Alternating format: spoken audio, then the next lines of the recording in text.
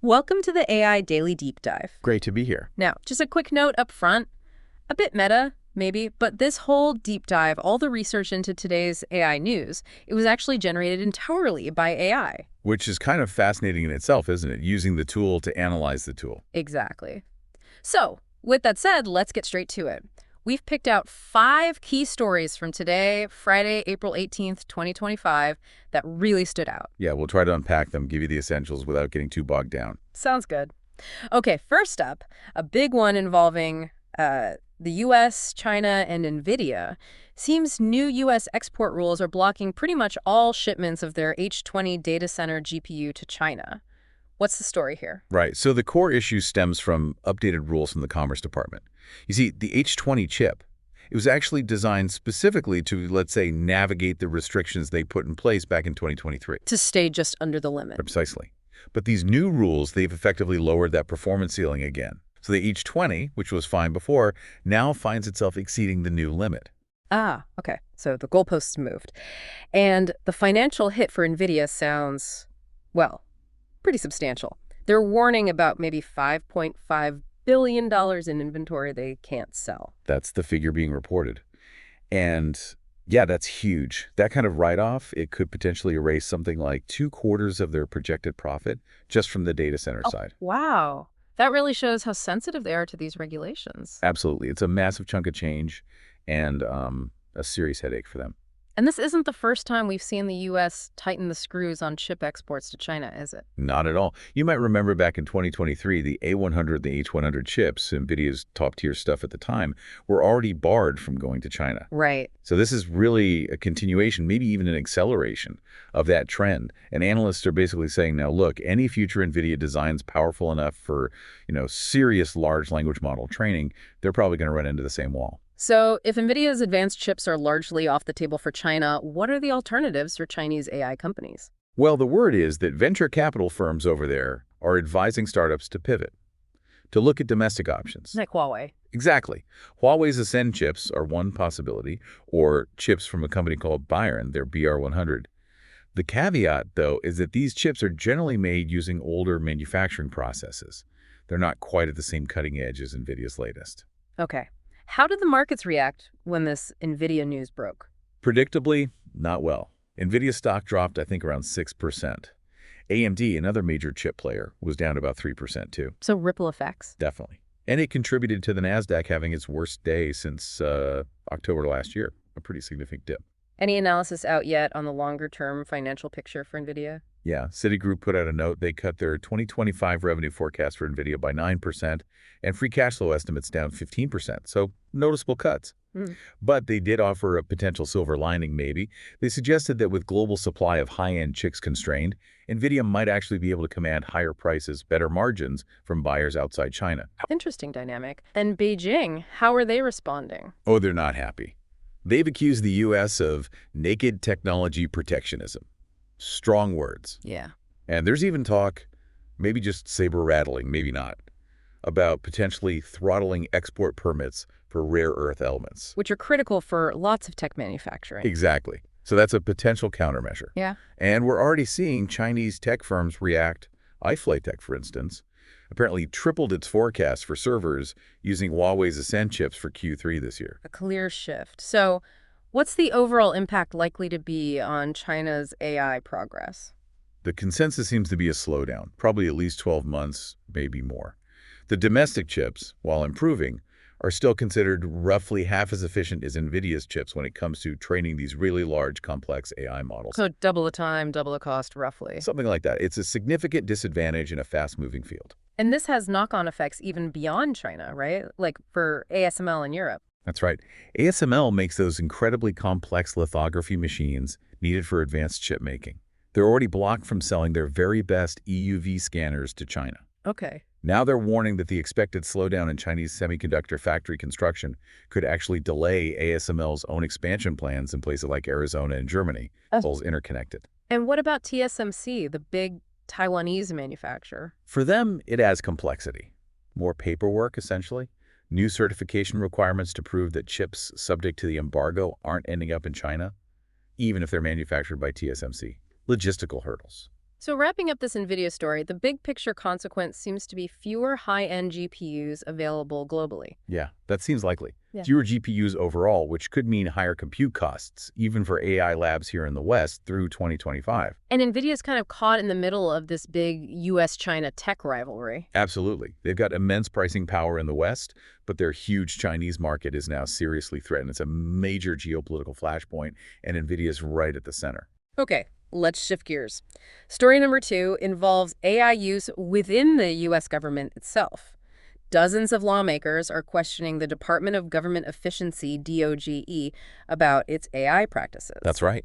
48 Democratic lawmakers, led by Representatives Don Beyer, Mike Levin, and Melanie Stansbury, sent a letter to the OMB director. OMB being the Office of Management and Budget. Correct. And their main concern is about reports of DOGE using AI systems, potentially with federal data, without proper authorization. What kind of risks are they worried about? Well, the letter highlights several things: potential compromises to privacy, data security, ethical standards not being met, and even possible conflicts of interest. Conflicts of interest involving... Elon Musk, given his role leading XAI and also being an advisor to the president. Right. And this unauthorized data use, what does that actually mean in practice? It seems there are reports suggesting that people linked to DOGE might have been feeding sensitive federal data into AI models that haven't gone through the proper government approval and security vetting processes.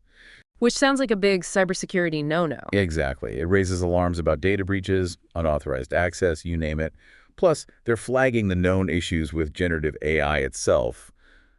You know, the potential for errors, biases. Hallucinations, things like that. Precisely.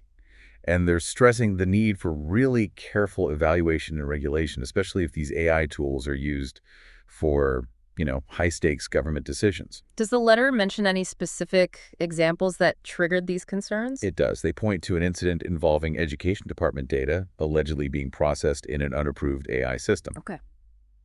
Another point raised is an apparent plan by the Office of Personnel Management, OPM, to possibly use AI for scanning federal employees' emails.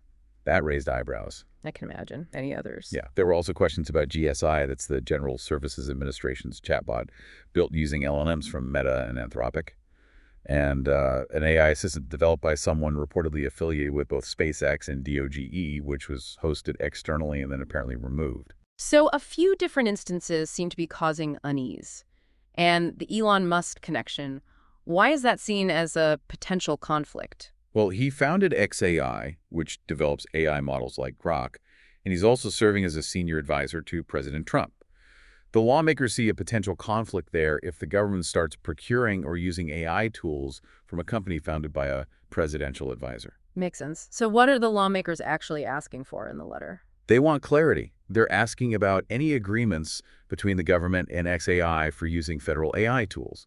They want details on procurement processes involving Grok or other similar LLMs. Okay. And crucially, they want to know if federal data is being processed in systems that aren't fully compliant with FedRAMP security standards. Right, FedRAMP. Can you briefly explain what that is and why it's important here? Sure. FedRAMP is the Federal Risk and Authorization Management Program.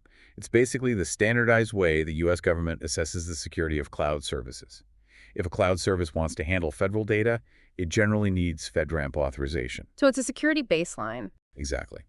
And the lawmakers' concern seems to be twofold. One, the general use of AI for decision-making needs oversight. Two, the specific issue of potentially sensitive federal data going into external AI platforms that might be running in unsecured, non-FedRAMP environments. Is there any perspective from within the GSA on this? Well, according to the sources cited in the original reporting, some within GSA feel that while FedRAMP is about securing cloud services, the bigger immediate issue might be the act of feeding federal data into any unapproved AI system, regardless of whether it's FedRAMP compliant or not. The data shouldn't be going there in the first place. Got it. So stepping back, what does this letter about DOGE signify more broadly? I think it really highlights growing concerns across government about AI governance. How do we manage the adoption of these powerful tools responsibly? There's a clear call for stronger safeguards, more transparency, and really careful ethical consideration. It's that classic tension, isn't it? Innovation versus accountability. It is. Finding that balance is key. We need clear rules of the road to prevent data misuse and manage potential conflicts of interest as AI becomes more embedded in government functions. Okay, let's pivot to our third story. This one's more about social norms and communication. The idea that using AI to write things for you, emails, posts, is becoming bad etiquette. Yeah, it's an interesting argument. Mark Wilson wrote about this in Fast Company. His main point is that relying on AI for your writing, well, it kind of cheapens the communication. It can feel disrespectful to the reader. Even though AI writing tools are everywhere now, ChatGPT, Copilot. Oh, absolutely. People Microsoft Copilot. LinkedIn even has its own AI writing assistant built in now. They make it super easy to generate summaries, drafts, social media updates almost instantly. And LinkedIn is where he sees this really taking off. He uses LinkedIn as a prime example. He talks about seeing lots of people using AI to summarize articles, but without adding any personal insight or reflection. Just the raw AI output. Like a robot report. Exactly. And LinkedIn actually encourages it with features like rewrite with AI. Wilson compares this kind of content to mechanically processed meat, maybe technically food, but lacking soul, you know? Huh, okay. So what's the core etiquette problem, according to him? Why is it disrespectful? His argument boils down to effort asymmetry. It takes the AI seconds to generate something, but it still takes the reader time and attention to consume it. When the writer puts in virtually zero effort, Wilson argues, it signals a lack of respect for the reader's time. He had that analogy, right, about the potluck. Yeah, the microwaved meal analogy. Yeah. Bringing a frozen dinner to a potluck. It technically counts, but everyone knows you didn't put much effort in it compared to someone who cooked. It feels lazy and inconsiderate. And this isn't just social media fluff, it's creeping into business comms, too. Definitely. He points out that companies like Microsoft are pushing AI for writing memos, emails, even marketing copy, which might seem efficient, but could lead to less meaningful engagement, less actual connection. He mentioned pitch emails specifically, too. Right. AI-generated sales pitches or outreach emails often just feel flat. They lack that personal touch that makes a cold email actually compelling. They're often pretty easy to spot as formulaic. Does he think AI has any place in writing? Oh, he's not totally dismissing it. He acknowledges its usefulness for things like standardization or efficiency boosters like predictive text, autocomplete, stuff that helps you write faster. But not replacing the core act of composing. Exactly. He cautions against over-reliance, against letting AI do the thinking and the composing for you, especially when communication is meant to be personal or persuasive. He painted a kind of slightly dystopian picture of future communication, too, didn't he? He did. He sort of mused about a future where one AI generates a message, another AI summarizes it for the recipient, and maybe a third AI drafts the reply. Humans optional. Pretty much. Yeah. And he asks, is that really what we want? Communication completely devoid of human thought and effort. So the takeaway is efficiency isn't everything. That's the core message. AI can be efficient, sure, but it shouldn't replace thoughtful, considerate human communication. There's value in the effort, the creativity, the personal touch. Okay, fascinating stuff. Now for story number 4, we head to Italy. An Italian newspaper, Il Foglio, did something pretty radical. Yeah, this is quite the experiment. For an entire month, they let an AI chatbot, they called it Folio AI, write all the content for the paper. The whole thing, news, opinion, everything. The whole thing, news, culture, politics, economics, opinion pieces, 4 pages daily, all generated by AI. Wow, what was the point of doing that? They wanted to really push the boundaries to see what AI could actually do in a real newsroom setting, but also where its limits are. And crucially, they wanted to see if they could do it while maintaining their editorial voice and standards. Were there any specific tasks given to the AI? I mean, beyond just write the paper. Well, it was tasked with covering the day's events, naturally, but also trying to provide balanced viewpoints reflecting both conservative and progressive angles, which is part of Il Folio's style.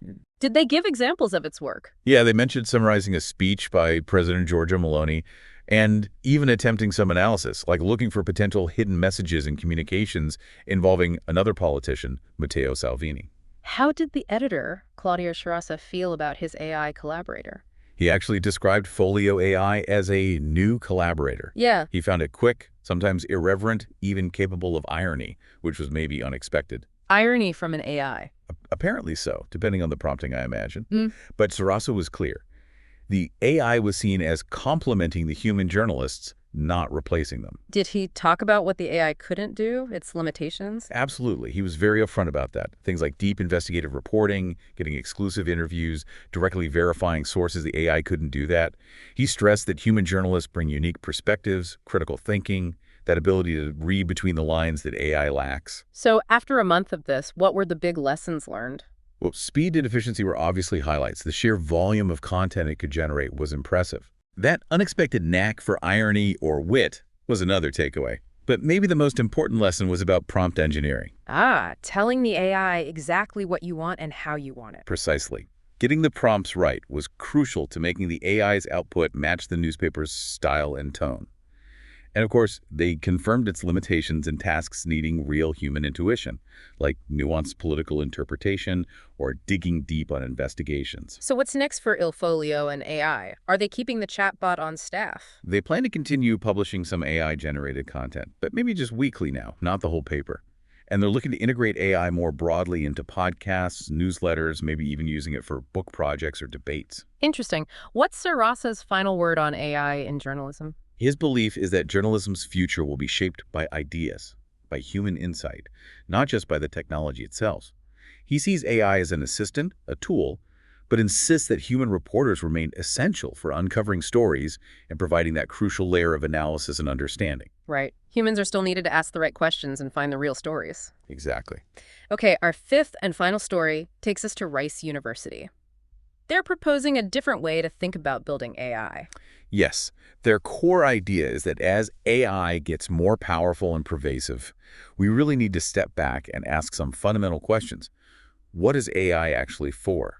And who should it primarily serve? And their answer involves bringing more people into the conversation. Exactly. They're pushing for a much broader, more interdisciplinary approach, integrating insights not just from computer science and engineering, but also from the humanities, arts, social sciences, right from the very start of the AI development process. Who's leading this charge at Rice? A key figure is Kirsten Oster. She directs the Medical Humanities Research Institute there and the Medical Humanities Program. She's a big advocate for this kind of early-stage, cross-disciplinary collaboration. And she's been involved in international discussions on this too. Yes, she recently took part in a workshop at the Alan Turing Institute in the UK called Doing AI Differently. The whole focus was on rethinking AI's foundations, embedding ethical thinking and societal needs right from the beginning. That sounds like a shift. Often ethics comes later, doesn't it? Like an evaluation after the tech is built. That's often been the case. The humanities might be called in to assess the impact or the biases after deployment. Rice's argument, and Oster's, is that this is too late. Why? Because integrating these perspectives earlier can actually help define the problems AI is trying to solve in better ways. It can shape the framing to avoid building in biases or causing unintended harm from the outset. Are they putting this into practice at Rice? In their teaching? They are. They have a course called Responsible AI for Health, which sounds like a perfect example. It deliberately brings engineering students together with medical humanities students. So they learn from each other. Right, to collaborate, to think critically, not just about if they can build an AI tool for healthcare, but why they should and how it should be designed ethically. Moving beyond just technical feasibility. Exactly. Considering the human and societal context from day one. And the Alan Turing Institute inviting her? That seems like a nod of approval from a major AI center. It definitely is. It shows that this interdisciplinary approach is gaining recognition and seen as a valuable contribution to the global conversation about responsible AI. Is this just an academic idea, or is it gaining traction elsewhere? It seems to be gaining traction. Funding bodies in the UK, US, Canada, they're increasingly putting money into AI projects that emphasize this kind of interdisciplinary collaboration and ethical development. It's becoming a priority. So what's the bottom line from Oster and Rice? Her core message is pretty clear. In AI development, the humanities aren't just a nice-to-have or an afterthought. They're a necessity. A necessity for what? For building AI systems that actually serve people well, that respect ethical principles, and that tackle societal challenges in meaningful ways. That's the ultimate goal of their interdisciplinary push. So, quite a range today, huh? From the high-stakes geopolitics of semiconductor chips. Yeah, all the way to government AI use, digital etiquette, newspapers written by bots. And fundamentally rethinking how we even approach building AI in the first place. Yeah. It really touches almost every aspect of society now. It really does. Which leads us to our final thought for you, our listeners. We've talked about governments, companies, universities grappling with AI. But considering how fast all this is moving, what responsibility do you think individuals have in shaping AI's future? What questions should you be asking about its impact on your life, your community, and society? Something to ponder as AI continues its rapid evolution.